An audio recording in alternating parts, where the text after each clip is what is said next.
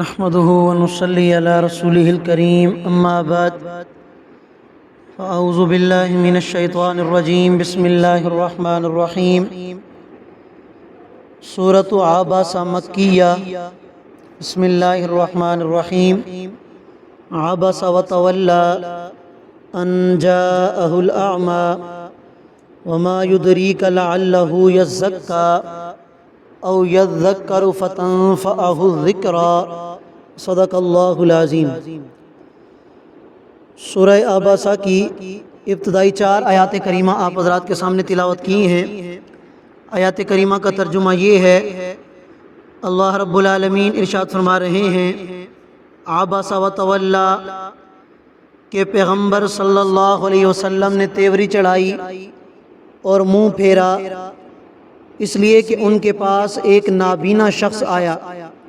وما یدریک، اور اے میرا پیغمبر آپ کو کیا معلوم، لعلہ یزکا، شاید کہ وہ پاک ہو جائے، او یذکر، یا نصیحت حاصل کرے، پھر وہ نصیحت اس کو فائدہ پہنچا دے۔ سب سے پہلے اس مبارک سورت کا مختصر تعارف آپ حضرات کے سامنے ذکر کر دوں کہ اس سورت کا نام عبسہ عربی زبان میں تیوری چڑھانے کو کہتے ہیں۔ جب کسی کے بارے میں ناراضگی کا اظہار ہو تو ماتھے کے اوپر، پیشانی کے اوپر جو بل پڑ جاتے ہیں اسے کہا جاتا ہے عبسہ۔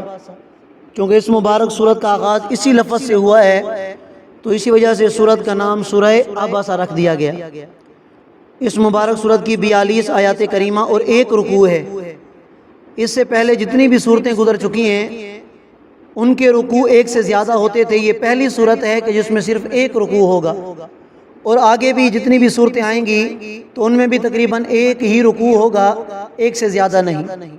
اور یہ بھی مکی صورت ہے، اور اس میں بھی دوسری مکی صورتوں کی طرح عقیدہ توحید، عقیدہ رسالت، اور خاص طور پر عقیدہ آخرت یعنی قیامت کے احوال کا بیان ہوگا۔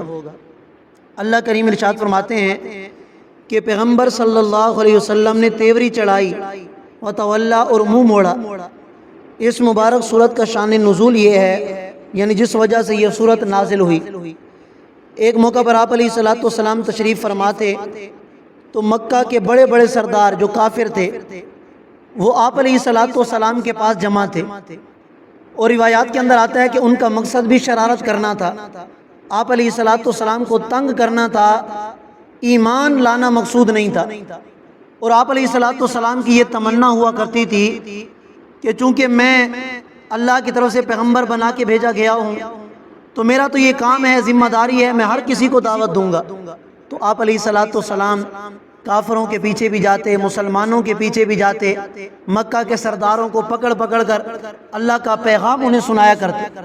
جب یہ سارے سردار آپ علیہ السلام کے پاس جمع ہو کے آ گئے تو آپ علیہ السلام کے دل میں خیال آیا کہ میں ان کے پیچھے بھاگتا ہوں، آج تو یہ سارے میرے پاس آ گئے ہیں، تو کیوں نہ میں اپنی ذمہ داری ادا کروں اور انہیں اللہ کا پیغام سنا دوں، ہو سکتا ہے کہ ان میں سے کوئی ایمان لے آئے۔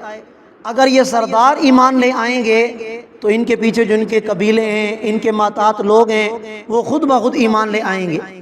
اب آپ علیہ السلام نے تقریر شروع فرمائی، بیان شروع ہوا آپ علیہ السلام کا، تو اتنے میں ایک نابینا صحابی حضرت عبداللہ بن ام مکتوم رضی اللہ تعالیٰ عنہ، وہ بھی آپ علیہ السلام کی محفل میں تشریف لائے۔ اب چونکہ وہ نابینا تھے تو انہیں اس بات کا احساس نہیں ہوا کہ محفل میں کون سے لوگ بیٹھے ہیں اور کیا چل رہا ہے محفل کے اندر۔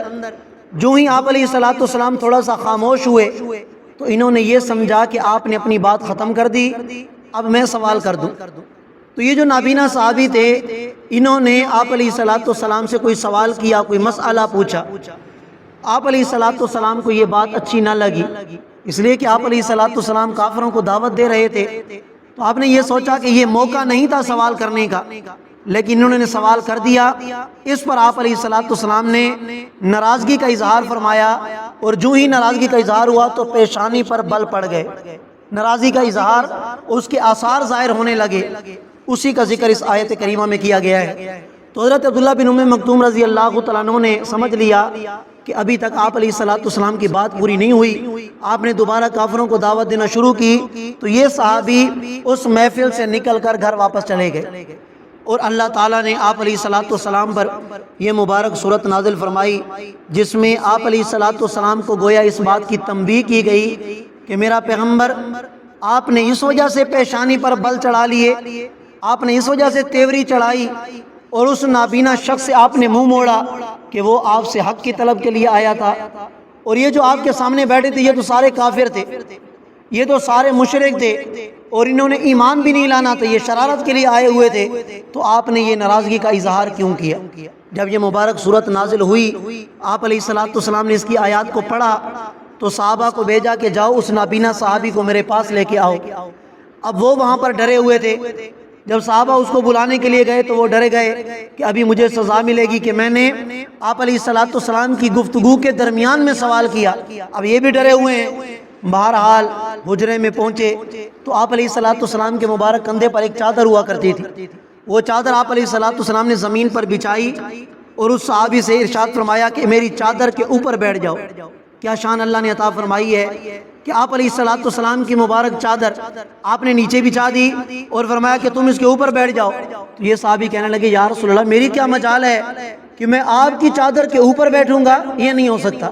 آپ علیہ السلام نے فرمایا کہ نہیں، یہ میرا حکم ہے، تمہیں اس کے اوپر بیٹھنا پڑے گا۔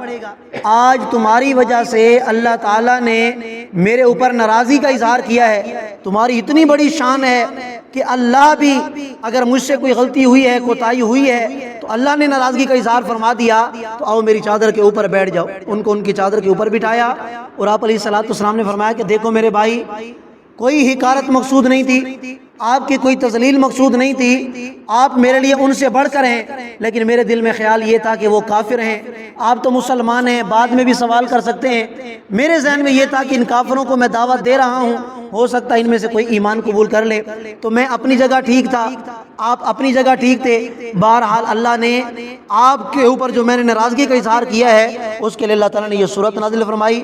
پھر خود آپ علیہ السلام نے اپنی مبارک آواز کے اندر حضرت عبداللہ بن ام مکتوم کو یہ پوری صورت پڑھ کر سنائی، اور فرمایا کہ تم کتنے مبارک انسان ہو کہ اللہ نے قرآن میں ایک پوری صورت تمہارے حق میں نازل فرما دی۔ تو اسی کا ذکر ہے، فرمایا عبس وتولی کہ پیغمبر نے تیوری چڑھائی اور منہ پھیرا، اس لیے کہ ان کے پاس ایک نابینا صحابی آئے۔ وما یدریک، میرا پیغمبر آپ کو کیا معلوم، لعلہ یزکا، ہو سکتا ہے کہ وہ جو سوال انہوں نے کیا تھا آپ اس کا جواب دے دیتے تو وہ پاک ہو جاتے، او یذکر، نصیحت حاصل کرتے، فتنفعہ الذکرى، اور ان کو یہ نصیحت فائدہ بھی پہنچا دیتے۔ اما من استغنا، اور وہ شخص کہ جو لاپرواہی اختیار کرتا ہے، یعنی وہ کافر لوگ جو آپ کے سامنے بیٹھے تھے، فانت لہ تصدی، آپ ان کے پیچھے پڑے ہوتے ہیں۔ وما علیک الا یزکا، اگر وہ نہ بھی سدھریں، پاک نہ بھی ہوں، وما علیک، تو آپ پر کوئی ذمہ داری نہیں۔ اگر یہ سارے کافر ایمان نہ لائیں تو یا رسول اللہ آپ سے کل کو قیامت کے دن پوچھ نہیں ہوگی، اس لیے کہ ہدایت دینے والی ذات کس کی ذات ہے؟ اللہ کی ذات ہے۔ وَأَمَّا مَنْ جَاءَكَ يَسْعَىٰ، اور وہ شخص جو آپ کے پاس دوڑتا ہوا آیا، وَهُوَ يَخْشَىٰ، اور اس کے دل میں اللہ کا ڈر بھی تھا، یعنی وہی نابینا صحابی، فَأَنْتَ عَنْهُ تَلَاهَا، آپ اس سے منہ موڑتے ہیں، آپ اس سے بیزاری کا اظہار کرتے ہیں، آپ اس سے غفلت برتتے ہیں۔ کلا، ہرگز ایسا نہیں ہونا چاہیے۔ انہا تذکرہ، یہ قرآن تو ایک نصیحت ہے۔ فمن شاء ذکر، اب جو چاہے اس قرآن سے نصیحت حاصل کر لے، اور جو چاہے اس قرآن سے منہ موڑے، کل کو قیامت کے دن حساب و کتاب ہوگا۔ یہ قرآن کہاں پہ ہے؟ فی صحف مکرمہ، صحیفوں میں محفوظ ہے، مکرمتن جو عزت والے ہیں، مرفوعتن بلند مقام میں ہیں، مطہرتن پاکیزہ مقام کے اندر ہیں، بِأَيْدِي سفرہ، اور ایسے لکھنے والے ہاتھوں میں ہیں، کرامن جو بڑے عزت والے ہیں، بررتن جو بڑے نیک ہیں، اور ان سے مراد وہ فرشتے ہیں کہ جو لوح محفوظ کی حفاظت پر مقرر ہیں۔ قتل الانسان ما اکفرہ، اللہ فرماتے ہلاک ہو جائے وہ انسان، ما اکفرہ، کس چیز نے اسے کفر پر آمادہ کر دیا۔ اتنے بڑے رب کا انکار کرتا ہے، قرآن کا انکار کرتا ہے، پیغمبر کا انکار کرتا ہے، ہلاک ہو جائے انسان، ما اکفرہ، اسے کس چیز نے کفر پر ابھارا ہے۔ من ای شیء خلق، کس چیز سے اللہ نے اسے پیدا کیا۔ من نطفۃ، ایک حقیر نطفے سے، خلقہ اسے بنایا، فقدرہ پھر اسے خوبصورت انسان بنا دیا، ثم السبیل یسرہ پھر اس کے لیے راستہ آسان کر دیا، ثم اماتہ فاقبرہ پھر اسے موت دی، فاقبرہ اور اسے قبر تک پہنچا دیا، ثم اذا شاء انشرہ پھر جب اللہ چاہے گا تو قبروں سے نکال کر اپنی بارگاہ میں جمع بھی کر دے گا۔ یہ جو ایک آیت آئی ہے ثم السبیل یسرہ کہ پھر اللہ تعالیٰ نے انسان کا راستہ آسان کر دیا، اس سے ایک تو یہ بھی مراد ہو سکتا ہے کہ ماں کے پیٹ سے جب بچہ باہر آتا ہے تو ایک چھوٹی سی جگہ ہوتی ہے، اللہ تعالیٰ کی قدرت ہے کہ کس طرح ماں کے پیٹ سے بچہ اتنا بڑا بچہ ہوتا ہے اور وہ باہر نکل آتا ہے، تو یہ راستے کون آسان کرتا ہے؟ اللہ نے آسان کیے۔ اور دوسرا مطلب یہ بھی ہو سکتا ہے کہ جب انسان دنیا میں آتا ہے تو اللہ تعالیٰ انسان کے لیے دنیا میں راستے آسان کرتے ہیں، اس کے کھانے پینے کی ضروریات کو بھی پورا کرتے ہیں۔ اللہ تعالیٰ ہم سب کو سمجھنے اور عمل کرنے کی توفیق عطا فرمائے۔ جزاکم اللہ۔